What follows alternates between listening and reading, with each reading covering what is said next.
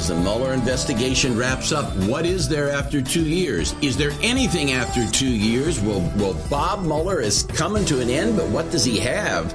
So far, I see two things, and they're really close to meaningless. Manafort claims that he shared campaign data with somebody in the Russian government, hardly a crime. And then number two, Cohen says there are files somewhere, mysterious files concerning Russia somewhere. After 2.5 years, if that's all you have, this whole thing has been a waste of taxpayer money. Bob Barr, former Congressman Bob Barr, joins us from Atlanta. As you remember, the congressman was the star of impeachment. In fact, it was 20 years ago this month that he argued the case to the U.S. Senate to try to remove Bill Clinton. He did a great job. Unfortunately, we failed. Congressman, welcome. Well, thank you. And yeah, the question that you raised about Mueller raises a whole host of issues that we can probably get into, but it has been not only a tremendous waste of time and taxpayer money, but really an abuse of our system of justice in this country. This Mueller probe, it's really a shame, and it's a real abuse of power. So when you look at when you start looking at all this, there really is not, like, I started out by looking at what I like to see this. Let's see this in the best possible light for Bob Mueller, which is difficult because there is no best possible light, and you and I don't like him. But let's assume, let's try to do that. What is there? What is there anything at all that he has after 2.5 years? It doesn't appear to me that there is anything that relates to the fundamental purpose for which he was appointed. Now, if you look at the letter that provided his sort of green light to go ahead, which was basically, okay, Mr. Mueller, go out there and find a crime. Take as long as you want, hire as many people as you want, spend as much time as you want, but find a crime. Well, of course, if given the size, many thousands of federal laws, federal criminal offenses and regulatory offenses, it would be virtually impossible not to find something. But everything that he has found so far, or I should say nothing that he appears to have found thus far, points directly to or is directly related to the president. I mean, all of the Manafort stuff has to do with issues involving Mr. Manafort's finances. It had nothing to do with Mr. Trump. And, of course, the Michael Cohen matter, which isn't directly under Bob Mueller, but is coming out of the U.S. Attorney's Office in New York. None of that really has anything to do with Mr. Trump other than Mr. Cohen saying it does. That's pretty much it. It's just Trump, Cohen saying nasty things about Trump. So, there doesn't seem to be any hard evidence. On the law, if I'm running for president and I'm friends with Vladimir Putin and he calls me up and he says, hey, Jack, we got some dirt on Hillary Clinton. We're going to dump it now, presuming I'm running against Hillary. And I say, oh, that's great, Vlad, and I hang up. Is that no crime has been committed, I presume? Let's assume that happened. I guess my response is, so what? And that would be my response as a prosecutor. I mean, I served under Presidents Reagan and Bush 1 as a U.S. attorney here in the Northern District of Georgia. And that would be my response as well as a sitting prosecutor. It's not a crime to have that sort of discussion. Now, if there is criminal activity involved and the two individuals do something as slight as a phone call in furtherance of criminal activity, sure. But the scenario that you've set out, which apparently appears to have been the case in the 2016 campaign, no, that's not even a crime. And this notion of collusion, I mean, collusion isn't even a legal term to begin with. That's right. There's no legality in any of that from the beginning. Let me ask you this. Okay, so the new Attorney General Bill Barr, soon will be confronted with the decision of whether and how to release the Mueller report. I'm assuming that some of these reports are true, and in the next 30 or 45 days or whenever, Mueller will turn in that report. Now, it would seem to me there are two legal arguments he can use to keep it concealed. One are all the rules about grand jury secrecy, in which you are expert. And two, you are also expert in all the rules about executive privilege. Now, executive privilege would be very dramatic. Trump is not going to want to do that. That creates another issue. But Barr may well argue grand jury secrecy. Am I right? He could. But I do think that given the scope of the apparent scope of what Mueller and his team have been looking at, I think there is an awful lot of material that has nothing to do with the grand jury. But yes, there would be a legitimate argument under federal grand jury secrecy rules to keep those portions of the report secret. There could be intelligence sources and methods, to use a term from the legislation that set the CIA up back in the 1940s. That would be protected against disclosure. If there is any information in the report that would relate to any ongoing criminal investigations, those would be kept confidential. But aside from those fairly narrow categories, there really wouldn't be any reason not to release the report, at least to the Congress. And I think that my namesake, Bill Barr, probably will take that approach. That's it. He's your namesake, but he's a lot older. You're not in that generation. Let me ask you this. Okay, so now it would seem to me politically, and a little bit of this, as you remember, started to happen with Starr 20 years ago. There's a growing conflict between House Democrats and Mueller. Mueller is running out of runway because House Democrats want to begin impeachment, just as Henry Hyde wanted to begin impeachment 20 years ago. So Starr was kind of pressured, if you remember, to finally bring the report to the House. Mueller is now under pressure to wrap this up, not so much from Republicans, but from Democrats. What say you? Of course, there's a fundamental difference between the Mueller report, if one calls it a Mueller report, and the so-called Starr report, which was technically a referral. Ken Starr was an independent counsel, which was a statutory position. He was appointed not by the Attorney General, but by a panel of federal judges. And the law under which Ken Starr was appointed as the independent counsel required him, it wasn't discretionary, it required him to turn over to the House any material or evidence that he uncovered of substantial evidence indicating possible impeachable offenses. So he had to do that. It wasn't that he just decided to do it. With Mueller, of course, it's much more informal. He's not even required to report or do anything to the Congress. He simply reports his findings to the Attorney General, and then it's entirely up to the Attorney General. There's no requirement to give a report to anybody, the president or anybody in the Congress. So Starr, in some sense, had a lot more autonomy because under the old independent counsel law, which I guess was terminated 15 years ago or so, Starr in some sense was a lot more independent. Well, it simply Mueller can do whatever he wants. That's part of the problem with this special counsel law or appointment. He could do pretty much anything he wanted. Ken Starr was under the parameters set by the federal courts the federal court that appointed him. So he actually had far less flexibility because he actually had to pay attention to the mandate that was given to him by the court. With Mueller, he gets this basically this letter from the Deputy Attorney General that says, there might be something on collusion out there. Go see what you can find.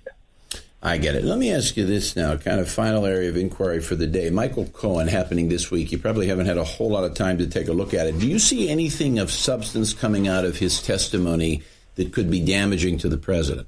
No, I suspect that there probably would be a lot of information damaging, but not from a legal standpoint. The problem is people think that, well, if let's say it's true that President Trump had an arrangement with Michael Cohen that prior to the 2016 election, some monies would be transferred to prevent a story from getting out.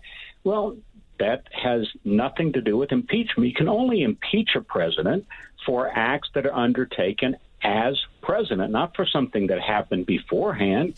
A president could engage in a criminal act at 11 o'clock on a.m., January 20th, an hour before he was sworn in, and he still could not be impeached. Well, let me ask you, you bring up an interesting point of constitutional law. Let's assume on January 19th of 2017, Donald Trump went out and robbed a bank. Now, so then you come into office, and Congress could not impeach him for that in theory, but would they then... They could then remove him such that he could be charged criminally with that matter. Am I right? I guess that's the way it would be handled. Well, he could still be subject to criminal prosecution after he leaves office, presuming the statute of limitations had not run. And, of course, Congress could try and impeach him for it. But to me, it would not be a legitimate impeachment because a president is subject to impeachment, as are other civil officers under the Constitution, only for actions taken while in office. And that's very clear, Let me ask you this. At least if one abides by the constitutional history. Could or would the Supreme Court review the actions of impeachment, or would they just dismiss it as a plenary power of the Congress? Could they review it? That's an interesting question, isn't it? It's a very interesting one, and I suspect that they would say that is a political issue. But it is a very, very interesting question, and one that we may have to address as early as perhaps later this year. Congressman Bob Barr, former congressman from Georgia, star of impeachment, did a brilliant job arguing in the Senate, if you can believe it, 20 years ago this month. Congressman, thanks so much. We'll have you again. 2020 is 11 months away. Does Donald Trump have anything to worry about? He faces a primary from the left. How about one from the right? What's going on with the Democrats? Eddie Scarry joins us, commentary writer for the Washington Examiner, expert on politics and culture, author of Fraud and Fiction, The Real Truth Behind Fire and Fury. That's a great topic for another day. Eddie, welcome. Hi, Jack. Here's the question for you, Eddie. Does Donald Trump have anything to fear in a primary from those already announced on the left or from those yet to come, perhaps, on the right? Well, when we get to the general election, I guess we'll have to see who Democrats decide to nominate, but I know that there's been some buzz over the last few days about possibly a Republican primary challenger, and I know Larry Hogan, governor of Maryland, has kind of been hinting and almost even cheering, hoping for some damaging information to come out of the Robert Mueller investigation, saying, well, if that comes out and there's something in there, then all bets are off. Well, basically saying he would get in to the race. But I think that would be a silly thing to do, one, because the RNC, the Republican National Committee, is already supporting Trump for re-election. And even if he does, I think that when you have a president who has 90%, or the lowest it's been has been about 80% approval among Republican voters, Trump should just refuse to debate him. There's no rule that says that Trump has to Hogan stage with a candidate, with a primary candidate. Taking a step back, our friend Bill Weld, whom I call a state switcher, I have no respect for state switchers. That there's something about when people run in multiple states, in my mind, there's nothing lower than that. That's like, there's nothing that gets my goat in politics more than the state switcher. Okay, so Weld's an old man from a different generation. He's not, I guess we can both presume that he's not much of a threat. Now, Hogan would be somewhat more of a threat because he's loved and the media really likes Hogan, and certainly the Washington, D.C. and Baltimore media, so he starts out with a decent base. I mean, Hogan might be more of a threat. But it would seem to me that, guys from the left in Republican politics these days, I mean, people running as Rockefeller Republicans in the year 2020 are basically the political equivalent of a paraplegic, right? There's no foundation, there's no nothing. So Trump has very little to fear because they have no access to the base. Right, and I think that you're right that Larry Hogan has media love, but I think history shows that media love works for Democrats. It doesn't really work that well for Republicans. I mean, I see Hogan's strategy. Hogan's strategy would be what a lot of us on the right do. He's going to try to bait the left-wing media to use establishment media as rocket fuel to propel him. And to some extent, he's already done that, and that's fine. That gets you out of the box, right? But then you need votes, and where's he going to get the votes? Well, right. He's a Republican governor in a tiny liberal state outside of Washington and Maryland. Nobody knows who he is. You do have to have a national profile. And again, when the president has at minimum 80% approval among national Republican voters, I don't see how the governor of this tiny liberal state thinks he's going to mount some serious challenge. So a challenge to Trump, to the extent there would be one, it doesn't look like there will be one, but it would have to come from the right. And it would involve somebody on the right with a capability to break into and then split the president's base. But his base is solid and growing, is what it appears, right? Yeah, I think that's right. And the base is probably even a lot bigger than it was on Election Day 2016. That I do not know. I think that I was actually talking with one of my editors here who just wrote a book kind of looking at what the Trump voters look like all around the country, and they come from these communities where they feel alienated from the rest of the country. And I was asking him if he thought that there was if Trump can win these, is he set to win them again? And he said, yeah. And I said, so, but does that mean they'll actually turn out to vote again, even if they feel that he didn't fulfill some of his campaign promises? And that he said he didn't know either. And that I'm actually not even sure of, I guess. Well, but it comes down to a choice. You know, if Democrats nominate somebody that's, I mean, you could take any of your pick in the field right now. I think people look at the choice between what we have right now, which is a economy that's humming along, no major international crises. I don't think that's going to motivate enough Democrats and more importantly, enough independents to switch from Trump to whoever the Democrats nominate. Let's take a look now, transitioning over to the Dems, probably, from at least at this point in time, looking at February, March outward, probably a more interesting primary based on what we know now. Now, we have created here on Behind the Curtain what I call the Scarometer, 1 to 10, who the scariest Democrat would be if they become the nominee or, God forbid, the president. We're now rating them 1 through 10. I want to get your views on that. But also, broadly, it would seem to me, and this is a Behind the Curtain original, that if you analogize 2016 to 1968, perhaps, and this might be wishful thinking as a Republican, but perhaps you can analogize 2020 to 1972, right? Because after 68 with the Chicago 7 and, you know, Dan Rather on the floor of the convention getting beat up and all that stuff, the Democratic Party, instead of taking a cue and going to the center, you had just what you have now, and that all these crazies, McGovern and Muskie and others, 71, 72, started moving to the left, right? And such that you had a nominee that year, McGovern, that was way out there. And then it became McGovern-Shriver, which was nuts. And Nixon essentially had no general election, right? Well, I actually happen to agree with the liberal Michael Moore, who says that any of the people that are in the field right now are not going to inspire the voters that are needed. I think he's right about that. He says that it needs to be a beloved American like Oprah or the former First Lady Michelle Obama. I don't know that he's right about that, either of those people. But I think there's something to be said about it. Can't just be a politician like we have, you know, Cory Booker, Kamala Harris, Amy Klobuchar, that comes out and just puts forward these standard Democratic ideas. I mean, the thing about both Obama and Trump was that they had an inspiring message, inspiring campaign. They talked about things that people wanted to hear, even in the case of and Trump. And you do have to run as a centrist, basically, in either party. The myth about Trump is that he was this extreme right-winger. He really wasn't. Actually, almost every policy he had was right down the middle. It was things that people wanted to hear, whether it was on immigration, whether it was, saying he wasn't going to touch Social Security. All of those things are very popular with just regular Americans. Eddie, not to cut you off, if I were Donald Trump, I think I would be most worried about Beto O'Rourke. And I think from his point of view, he made a very wise strategic decision not to run against Cornyn in Texas, because you probably lose again, then you're stuck in Texas your whole life. That's just one big losing proposition for a Democrat. You might run close races, you're going to lose, all that. I think it's very smart to focus on the presidential. If I were Trump, I'd be concerned with Beto O'Rourke. One, he's got a lot of good qualities, obviously, as a candidate. But beyond that, he also strikes me as a person that could move left, move way left in the primary, and then successfully move back to the center. Whereas Kamala Harris, Cory Booker, Bernie Sanders, they can't do that. Those are just pure lefties, right? But Beto O'Rourke could do that. What say you?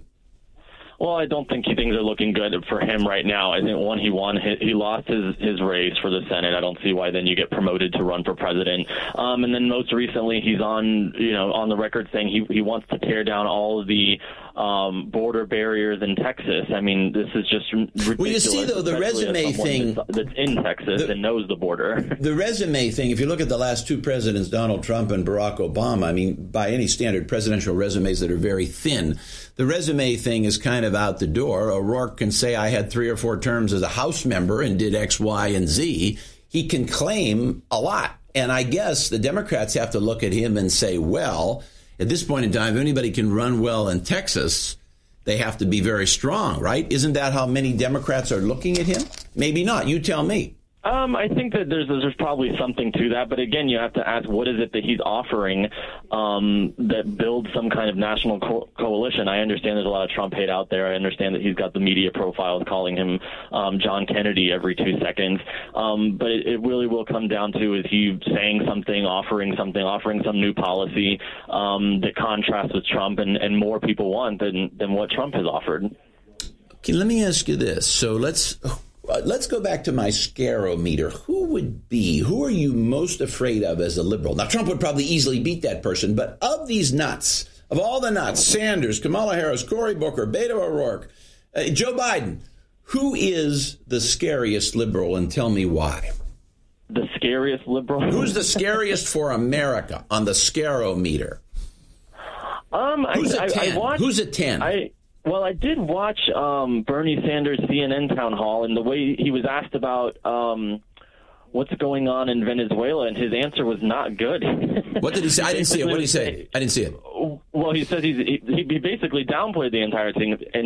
The violence that's going on there, the people, they can't get food, they can't get medicine, and not only that, Maduro is blocking any aid that's coming in from the U.S. and other countries. He's just blocking it, which is making their people suffer even more. But this Democratic base doesn't. Do they care about Guaido? I mean, what are we going to worry about? The Democratic base voters are worried about Guaido. I mean, I kind of doubt it, right? Well, I mean, as far as the primary goes, I mean, maybe that's what they want. That seems to be what they're all asking for now, and they're all clamoring for the New Deal, the Green New Deal. So maybe not in the primary, but I think the thing is that they should worry that if they nominate someone like that and it comes to the general, they're going to lose, and that should scare them. All right, now let's talk about what Democrats, just about a minute remaining, could Joe Biden win the general? In other words, the play for him, you got all these liberals, maybe he runs as a centrist, old-time DLC Democrat. If he could win the primary, could he win the general? I think he would have had a better chance in 2016, which isn't to say he would have necessarily won, but I think maybe his time and his window is kind of past. So, no, I don't think you can win in the general. Although he's a lot younger than Bernie Sanders and Nancy Pelosi, right? He's 7 or 8 years younger. Well, that's not saying much. Well, yes. They're like 110 years old. But Bernie keeps going and Nancy keeps going. Well, sure. I mean, he's welcome to give it his best shot. But again, I think it's kind of like what happened with Chris Christie. His shot really was in 2012. He missed it. He decided to run in 2016. No one cared. The same thing is probably true. I suspect is true for Joe Biden. Well, you are an elite political company because Roger Ailes told Chris Christie just that in the year 2011. Eddie Scarry, commentary writer for the Washington Examiner. Focusing on politics and culture, he's the author of Fraud and Fiction, The Real Truth Behind Fire and Fury. What an issue. You got to get that book and read it. Thank you, Eddie. Appreciate it.